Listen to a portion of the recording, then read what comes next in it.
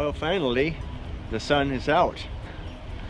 It's been a wet trip this time.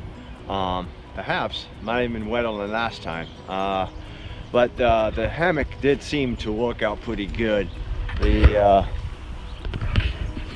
system of the hammock works really nice in such a way that it keeps the rain off you. If you have a top layer, which is the top, and then you have the inner layer, which is the hammock and the bug net and the underquill and the top quill. That gives you the insulation. But I was amazed at all that heavy rain we had. It stayed dry inside the hammock. Well, the nice thing about the hammock is you do have an area where you can stand underneath the top, so you have standing room.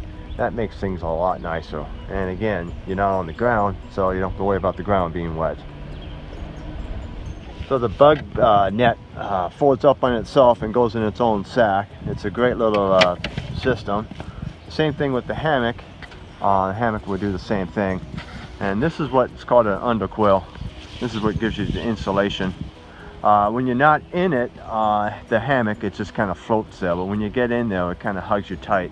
And there's different strings and stuff you can cinch up to make those adjustments. And inside you have the other top quill, which is basically a sleeping bag with a foot box, which meaning it's one end that can snap together so you keep your feet warm. It's a pretty very interesting system. The success of it all, keeping the rain off you, is along here. When the rain comes down this area here, it will stop and come down to the ground. It's called a rain break. And for safety measures, I put a second one in just in case, and that seems to keep the rain off. These boxes are really nice, and these waterproof bags are really nice. It just helps keep everything dry, and it kind of gives you a table when you stack the two of them together. Same thing with the milk crates over there. Those things like that are great. Another nice thing is a little doormat. That's another nice little trick of keeping yourself dry. You can travel, you can put it underneath the tent, you can put it near the car when you're packing and things like that. It's great. I guess you can remember that painting I did about a couple weeks ago of the foreman's school, and I'm glad to announce that they went to auction, and the school raised $2,000 for that painting. So I'm really happy to be participated in that.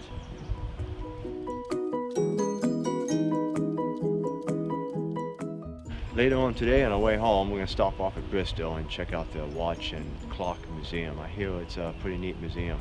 I'm looking forward to seeing that.